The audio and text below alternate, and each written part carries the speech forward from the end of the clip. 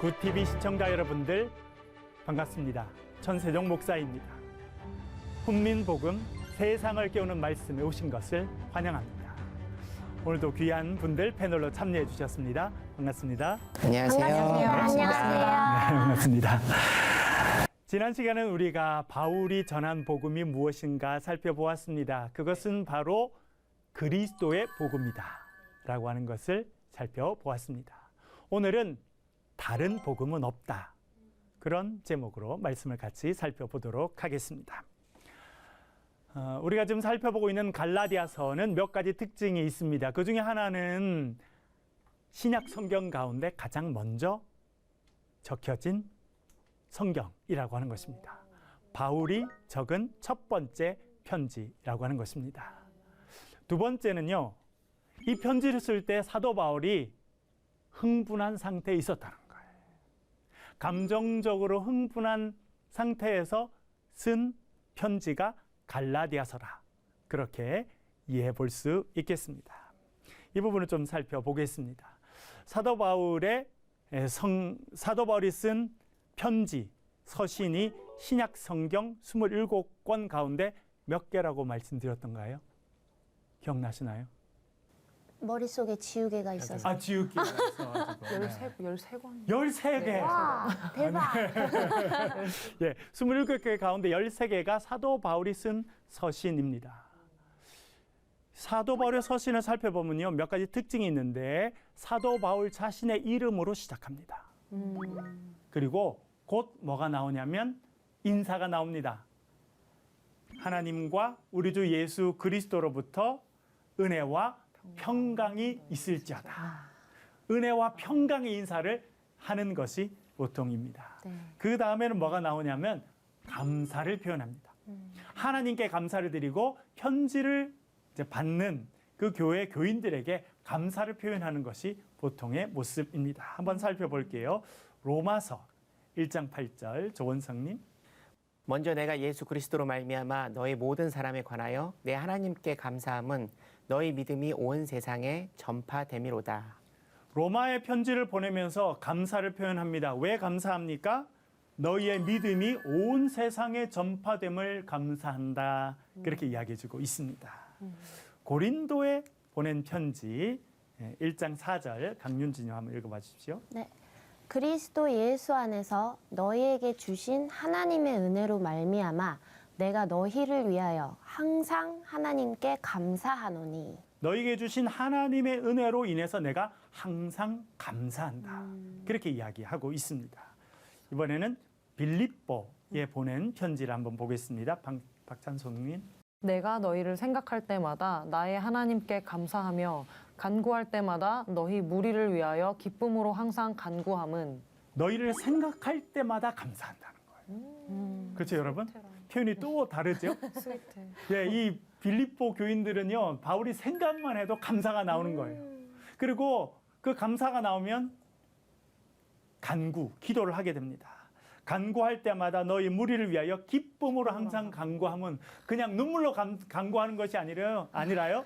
기쁨으로, 감사함으로. 그러니까 이 빌립보 교회는 사도 바울에 있어서 좀 더 특별한 교회였다 생각하게 됩니다. 여러분들도 생각만 해도 기뻐지는 사람 있나요? 있죠. 네. 그런 사람이 있는 사람이 행복한 사람입니다. 그렇죠? 전 잠깐 생각했네요. 예, 우리가 지금 공부하고 있는 것은 갈라디아에 보낸 편지입니다. 갈라디아 교회는 어떤 감사를 했습니까? 감사가 없습니다. 감사가 있어야 될 그때에 아주 놀라운 표현이 오히려 나오고 있습니다. 조원성님. 그러나 우리나 혹은 하늘로부터 온 천사라도 우리가 너희에게 전한 복음 외에 다른 복음을 전하면 저주를 받을지어다. 하나 더 살펴볼게요. 데살로니가에 있는 교회에 편지를 보내게 되었는데요. 너희가 마게도냐와 아가야에 있는 모든 믿는 자의 본이 되었다. 데살로니가 교회에 뭐라 그러냐면 당신들이 아가야와 마게도냐 아주 넓은 지역 전체에 모범이 되는 교회가 되었다. 얼마나 칭찬하고 있습니다. 감사가 아니면 칭찬을 반드시 하는데 갈라디아에서 없어요. 저주밖에. 근데 무슨 단어가 나옵니까? 다른 복음을 전하면 저주를 받을 거다. 그런 이야기를 해주고 있습니다. 여기서 우리가 주목해야 될 단어가 있는데요. 다른 복음이라고 네. 하는 것입니다. 네. 다른 우리가 지난번에 그리스도의 복음에 대해서 배웠죠. 그런데 사도 바울이 그리스도의 복음이 있을 뿐만 아니라 다른 복음이 있다. 그렇게 말합니다. 오늘은 이 다른 복음을 살펴보겠습니다. 그리고요, 이 다른 복음과 연결되어 있는 단어가 있습니다. 뭐가 있습니까? 다른 복음을 전하면 저주. 저주를 받아. 사도 바울이 이런 표현을 썼다는 것이 잘 이해가 안 됩니다. 그렇죠? 예. 뭐 좀 마음에 안 들어도 용서해주고 사랑해줘야 되지 않나? 우리는 그렇게 생각하는데 사도 바울은요, 인정사정이 없어요. 하늘에서 온 천사라도 다른 복음을 전하면 저주를 받을 것이다. 그래서 막 흥분한 상태였나요? 예. 그래서 사도 바울이 상당히 감정적으로 흥분하고 그런 상태에서 편지를 썼다고 하는 그 증거가 되는 것이 이 저주라고 하는 단어를 반복적으로 사용한다는 것입니다. 정말 화가 난 거죠. 그쵸. 그렇죠. 엄청 오늘날 우리도 사실 교회에서 목사님께서 화를 내실 수 있지 않습니까? 그렇죠. 네. 근데 많은 사람들이 종교 지도자의 모습을 생각 속에 그려놓고 네. 목사님은 화내면 안 돼. 네. 전 그건 아니라고 생각합니다. 네네. 혼내고 화도 내셔야 된다고 생각합니다. 그 이제 화낼 자유를 얻게 된 건가요? 잘못하면 오늘은 그래도 좀 살살 네, 다뤄주시면. 네. 사도 바울이 8절에서 이렇게 이야기하잖아요. 여러분, 그 단어 2개를 사용하는데 여기도 복음 2가지가 나옵니다. 제가 쭉 읽어볼 테니까 여러분 무슨 복음 있는지 머리로 한번 생각해 보시죠. 제가 한번 읽어볼게요. 8절입니다. 읽어볼게요. 하늘로부터 온 천사라도 우리가 너희에게 전한 복음 외에 다른 복음을 전하면 저주를 받을지어다. 무슨 복음이 나옵니까? 하늘로 받은 저주. 우리가 복음, 너희에게 예. 전한 복음. 우리가 너희에게 전한 복음이 있고 또 무슨 복음 있어요? 다른 복음. 변질됐네요. 그렇죠.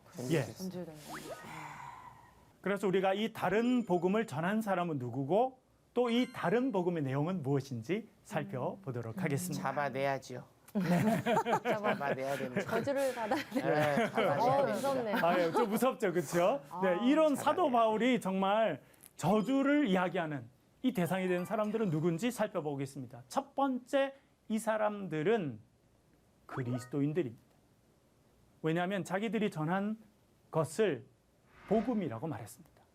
복음에 대해서 우리가 전에 살펴본 적이 있죠. 유앙겔리온, 좋은 소식인데 이분들이 와서 전한 것들도 자기는 복음이라고 말했어요. 그건 뭐냐면 이분들도 그리스도인들이다라고 하는 것입니다. 교회에 출석하는 사람이라는 것이죠. 두 번째는요, 이들은 사도 바울과 다른 복음을 전했습니다. 이건 대단히 분명해 보입니다. 다시 지난 시간으로 가보면요, 사도 바울이 전한 복음이 있었습니다. 무슨 복음이었습니까? 그리스도의 복음. 그리스도의 복음이었죠. 네네. 사도 바울이 전한 것은 그리스도의 복음이었습니다. 예수 그리스도께서 우리의 죄를 대신하시기 위해서 십자가에 달리셨고 그분이 부활하심으로 우리에게 구원을 주셨다라고 하는 그리스도의 복음을 전했습니다. 그러나 이 사람들이 전한 복음은 뭐라는 겁니까? 다른 복음이라. 이들이 와서 뭐라 그러냐면 하나님의 자녀가 되는 것은 무엇이냐? 아브라함의 자녀가 되는 것이다. 아브라함의 자녀가 되는 것은 하나님의 자녀가 되는 것인데 하나님께서 아브라함에게 뭘 말씀하셨냐? 할례를 행해라. 난지 8일 만에 할례를 행해라. 말씀하셨지? 그래서 할례를 행해야 하나님의 자녀라고 하는 표시를 얻게 된다. 할례를 강조하죠. 또 뭐라고 이야기하냐면 시내산에 와서 하나님이 모세에게 뭘 주셨냐? 십계명을 주셨죠. 율법을 주셨죠. 십계명을 주시고 네. 율법을 주십니다. 율법은 뭡니까?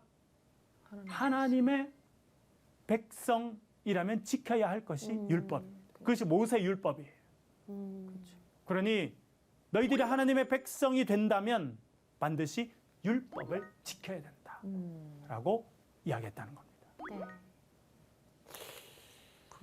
여러분, 네, 이것을 이야기했다는 거예요. 사도 바울은 그리스도의 복음을 이야기했습니다. 그리스도만으로 충분하다는 거예요. 다른 것이 필요 없다라고 이야기했습니다. 그러나 이분들이 와서 이야기합니다. 사도 바울이 완전히 틀리지는 않았지만 2% 부족해. 2%. 뭐가 부족하냐면 아브라함의 자녀가 되기 위해서 할례 받아야 되는데 그거 이야기 안 했고요.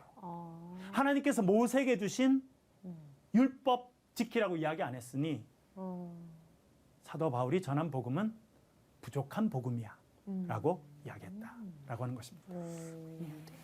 세 번째는요, 이들은 유대인 그리스도인이었다 생각됩니다. 왜냐하면 할례에 대해서 이야기하고 또 율법에 대해서 이야기하니까 이들은 유대인이었다라고 하는 것을 알게 됩니다. 지금 말씀을 들으면서 이방인인 제 입장에서는 그러지 않았으면 좋겠는데 내가 만약에 유대인의 피를 가지고 있다면 충분히 넘어갈 수 있는 얘기인 거예요. 그렇죠. 정통성. 그렇죠. 하나님이 정통성을 우리 이야기하는 거예요. 하나님이 우리 민족에게 왔다. 그렇죠.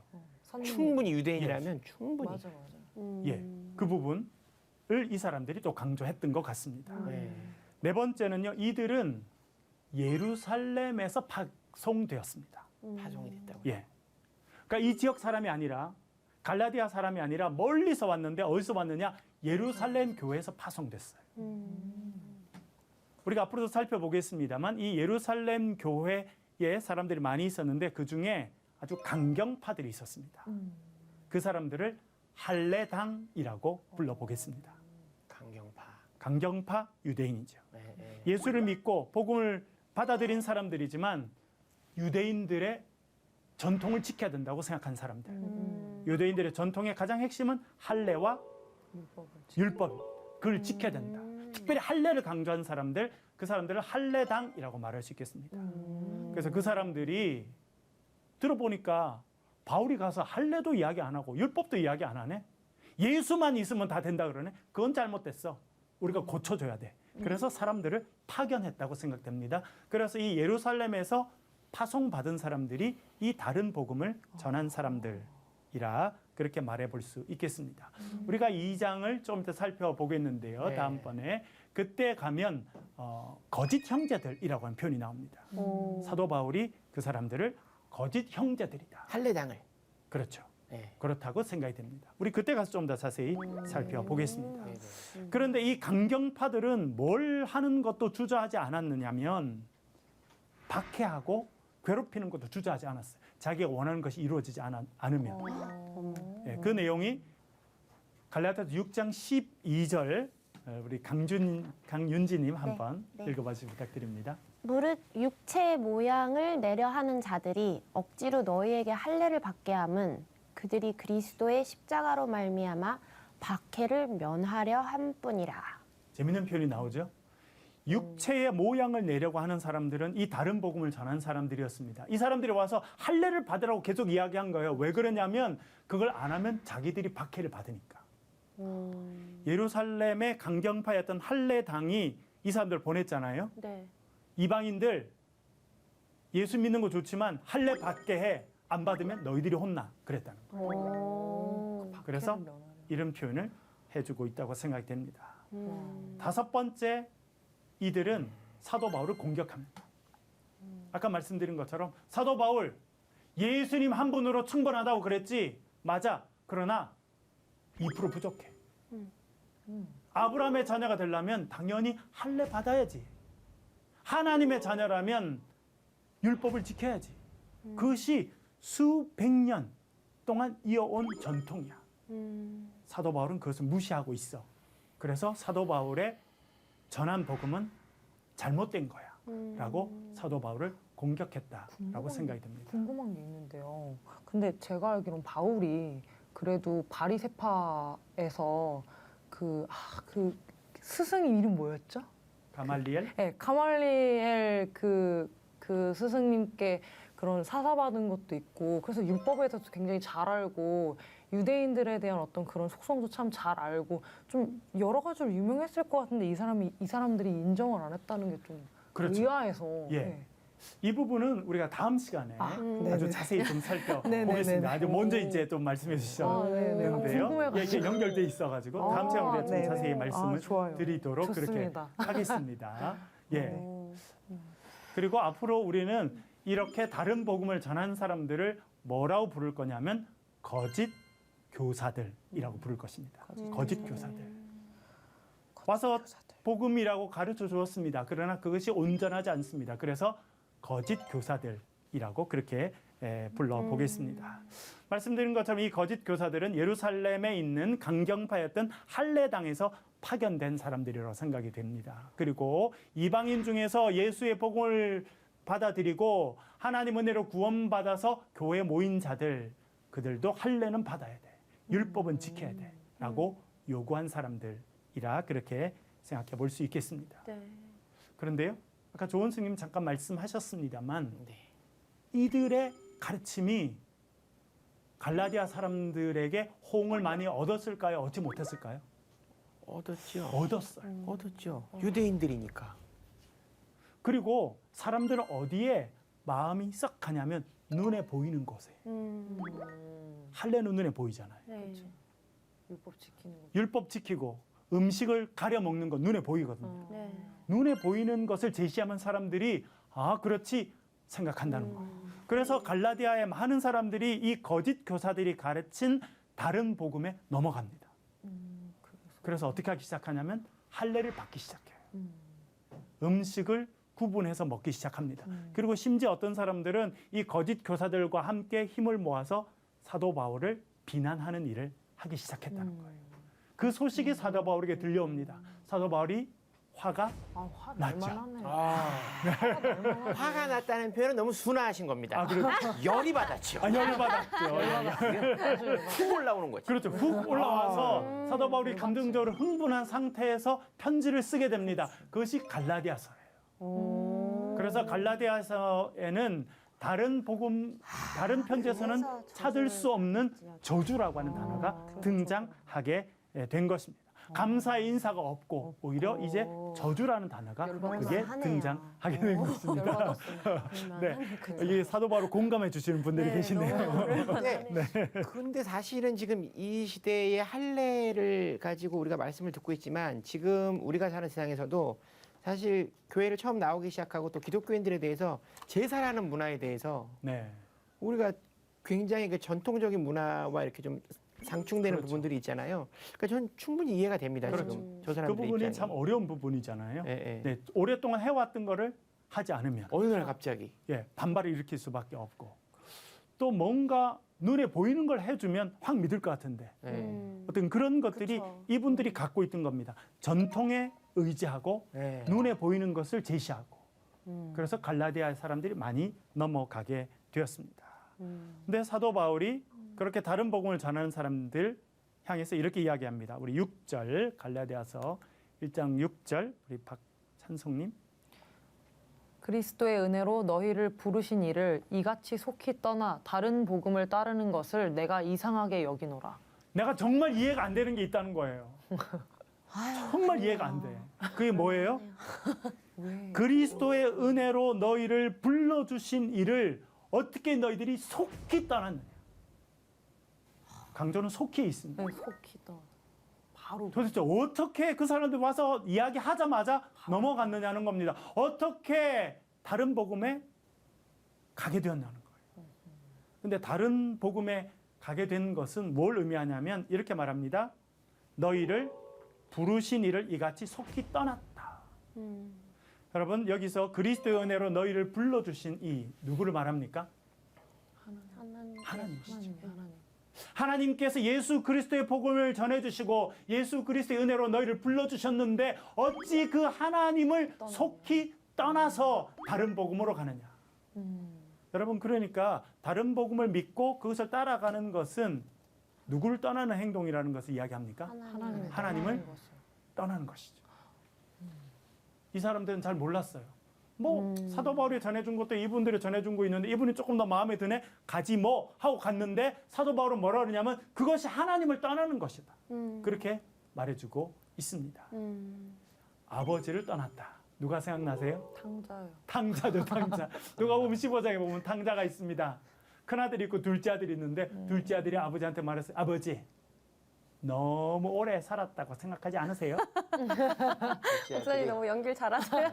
저한테 네. 넘겨주실 유산 빨리 정리해 주세요. 음. 그래서 유산을 받았어요. 그리고 아버지의 집을 떠납니다. 룰루랄라 했겠죠. 네. 드디어 자유다.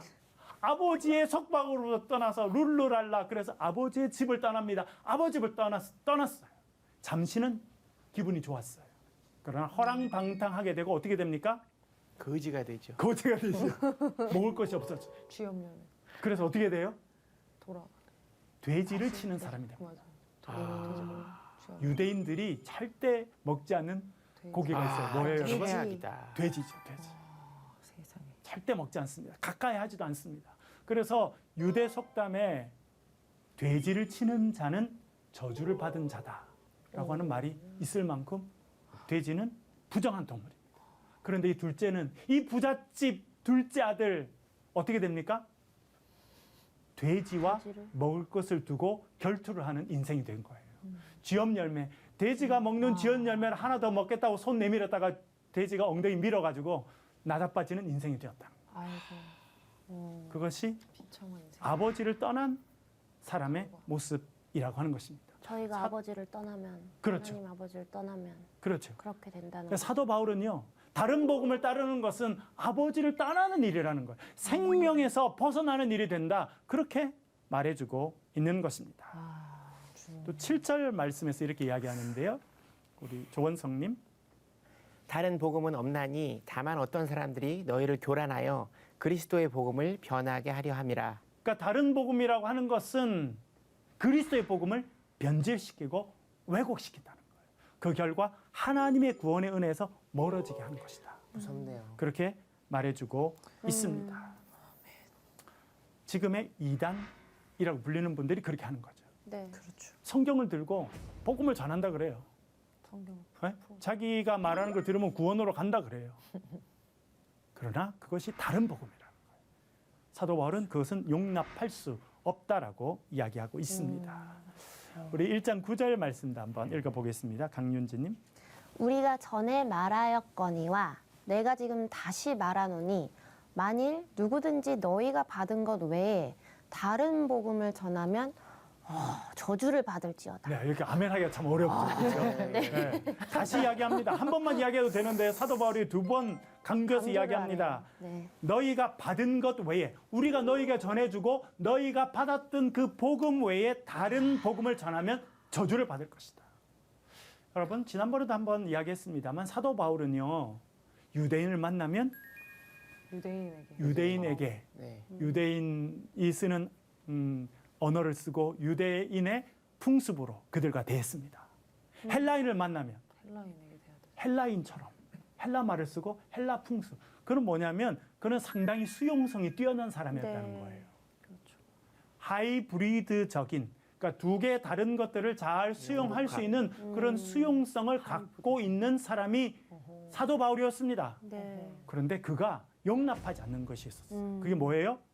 예수의 다른 다른 복음은 복음은 없다는 거예요. 없다.